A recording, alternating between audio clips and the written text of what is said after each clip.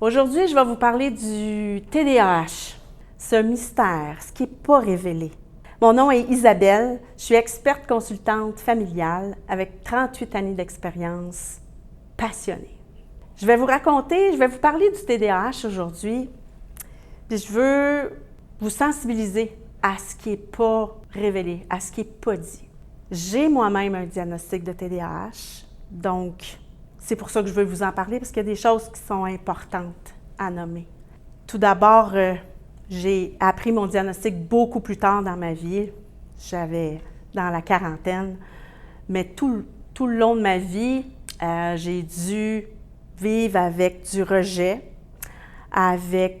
j'étais mis à part, je me sentais pas bonne à l'école, en fait. J'étais pointée du doigt, je dérangeais, je me battais. Ah oui, je me battais.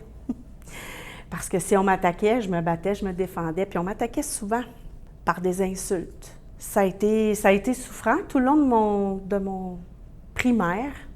En fait, vous savez, les concours de mathématiques, déplier des mots.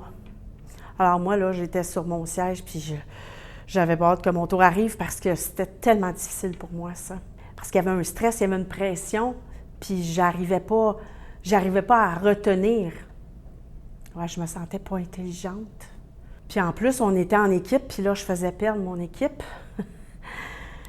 Alors, j'étais repoussée, j'étais rejetée. Personne ne me choisissait dans son équipe. Donc, le professeur non plus, hein, j'avais pas les résultats extraordinaires d'autres dans la classe. Alors, c'était comme si j'écoute pas, moi, je suis pas attentive. Alors, je me faisais nommer ces choses-là à longueur de journée. T'es pas attentive? Écoute un peu, là. Arrête de regarder partout. Oui, mais c'est parce que les dessins dans la classe, tu sais, l'alphabet A, B, C, D, tu sais, ça fait tout le tour de la classe, ça. Il y a plein d'images. Il y a les camions qui passent dans la rue. Il y a les néons de la classe que moi, j'entends. J'entends les professeurs marcher dans le corridor avec les talons hauts. Clac, clac, clac, clac. J'entends tout ça. Puis je dois me concentrer sur le professeur qui parle en avant. Que je sois en avant de la classe ou en arrière de la classe, ça ne change rien. J'entends les mêmes bruits. Je suis distraite par les mêmes choses. Puis en plus, j'ai besoin de bouger parce que là, on me demande de m'asseoir. C'est long. C'est très long. Puis ça fait longtemps que je ne l'écoute plus, le professeur en avant, parce qu'elle ne m'intéresse pas. Ce qu'elle dit, ça ne m'intéresse pas. C'est abstrait. Bien, je regarde les élèves qui sont dans ma classe, puis je suis capable de voir celui qui a de la peine, celui qui vit quelque chose. Je sais pas c'est quoi, mais je suis sensible à toutes ces choses-là. Mais l'académique ne m'intéresse pas. Donc là, c'est rendu il y a des petits... je dois rester assis, et puis là, ben, on a un 15 minutes le matin, 15 minutes l'après-midi pour aller jouer dehors. Ah! Mais là, ça 15 minutes, c'est pas long. C'est pas long quand tu as besoin de bouger, là. Alors, il faut que je m'arrangeais pour que ce soit intense. Alors, je jouais au ballon chasseur. Là, je t'ai choisie la première parce que j'avais tout un lancer.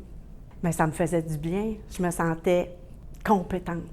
Mais quand je revenais dans la classe, ça, c'était les fois où je pouvais aller à la récréation parce que si j'avais trop dérangé, je n'avais pas écouté, ben j'allais m'asseoir près du bureau de la direction puis j'attendais encore assis que la récréation finisse pour me retrouver dans cet épisode-là encore. Donc, c'était difficile, l'école, pour moi.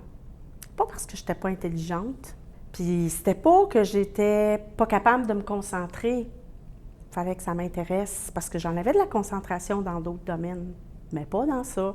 L'environnement, ça correspondait pas à ce que moi, j'avais besoin. Bon, je ne suis pas en train de dire qu'il ne faut pas que votre enfant aille à l'école. Bien sûr que non. Mais développer des stratégies, développer des façons d'apprendre, des façons de faire, ça, c'est possible. Mais mes parents n'avaient pas cette instruction-là, bien sûr. Alors, des fois, c'était plus une bonne tape, puis là, place-toi. C'était ça. Donc, j'ai continué. J'ai été au secondaire, bien sûr. J'ai poursuivi mes études. J'ai fait mon DEC en éducation spécialisée, tout ça, mais C'était difficile. Ça n'a vraiment pas été facile. Mais je pouvais apprendre. J'avais mes techniques à moi qui n'étaient pas faciles. Alors, j'ai appris à compenser. Mais je ne savais pas que j'avais ce diagnostic-là. Je ne savais pas que j'étais TDAH. Alors, tout le long, mon estime de moi-même, ça l'a vraiment pris un gros coup. Je me sentais pas bonne. Je me sentais pas intelligente. Je me sentais même méchante parce que j'avais pas peur j'avais pas peur des autres, là, puis j'avais pas peur non plus des professeurs qui me disaient des choses méchantes. C'est comme s'ils pesaient sur un bouton. Alors, c'était action-réaction. C'est comme si je réagissais à tout ce qui m'entourait. Alors, vous t'imagines bien qu'en réagissant à tout ce qui m'entoure, c'est pas très bon pour les relations. Alors, j'avais pas beaucoup d'amis non plus, parce que moi, si ça m'agaçait, je le nommais, là. Je le disais franchement, là. Mais c'est pas parce que j'étais mieux, j'avais une facilité à le faire, j'avais pas de filtre. Donc, j'avais cette émotion-là, puis elle sortait, peu importe comment, mais il fallait que ça sorte. Mes relations, ils ont été beaucoup, beaucoup, beaucoup affectées. J'ai eu beaucoup de ruptures de relations. Puis, j'avais pas d'amis, bien sûr, parce que quelqu'un comme moi qui dit tout ce qu'il pense, qui réagit rapidement, des fois, c'était cinglant ce que je pouvais dire. Fait que je me sentais pas bien.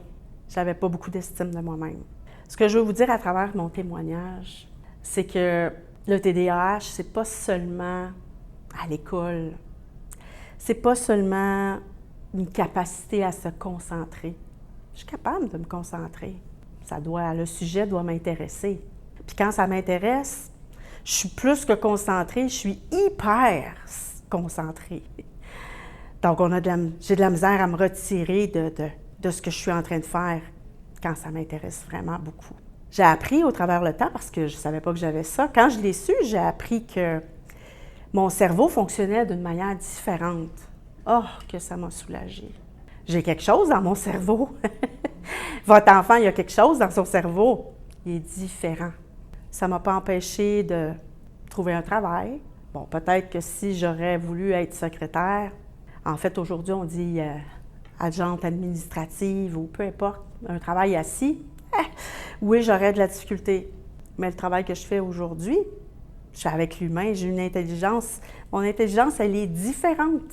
Si vous prenez un poisson, puis vous le mettez, c'est un poisson qui vit dans l'eau salée, puis vous le prenez, vous le mettez dans l'eau douce, il va s'éteindre, il va peut-être même mourir. Bien, assurément, il va mourir. C'est pas le bon environnement pour lui.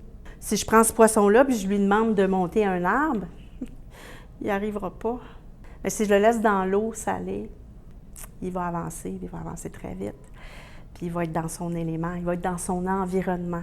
Le mystère du TDAH, c'est d'être dans le bon environnement, avec les bonnes stratégies. Assis dans la classe, moi, mon corps, il a besoin de bouger. C'est comme ça que je me concentre. J'ai besoin d'avoir quelque chose dans ma bouche si je ne peux pas parler. Puis quand on parle, quand les gens parlent, bien, c'est pas que je veux couper la parole, c'est que je vais perdre mon idée si je la nomme pas. Fait que mon intention c'est pas de prendre toute la place. Je veux pas perdre ce que j'ai dans ma tête. Parce que j'y pense, mais si j'ai pas un moyen de le garder, ça va s'en aller et puis ça reviendra pas. Donc, couper la parole aux personnes, aux gens qui parlent, bien, tu fais pas beaucoup d'amis comme ça. Donc, en comprenant sur quoi agir, en offrant des stratégies aussi, parce que peut-être que je parlais de la gomme, bon, à l'école, on ne peut pas en manger, mais peut-être que je peux manipuler des objets, je peux peut-être branler ma jambe discrètement, ou peut-être que je pourrais avoir un petit élastique attaché à mes pattes de chaise, puis que je pourrais avoir une petite résistance. Puis alors, c'est pas parce que je bouge que je peux pas me concentrer. Au contraire, moi, c'est comme ça que je peux me concentrer. Donc, chaque enfant est différent, bien sûr, mais il faut juste savoir les bonnes stratégies, savoir comment pouvoir aider votre enfant. Je vous ai nommé quelques petites choses, mais il y en a une panoplie. Il y a plein de choses à essayer qui vont répondre à ce que votre enfant a besoin. Donc, TDAH, c'est pas très mystérieux. mais c'est différent. C'est un cerveau qui est en ébullition, qui bouge toujours, qui pense. Il y a toujours plein d'idées. C'est des personnes généralement très, très, très créatives. Faisons-leur une place. Je te remercie. Moi, j'ai inventé un système GPS, justement. Pour ces situations-là difficiles, tu peux venir cliquer sur mon webinaire, puis je vais te présenter mon système GPS. Clique, on se rejoint de l'autre côté.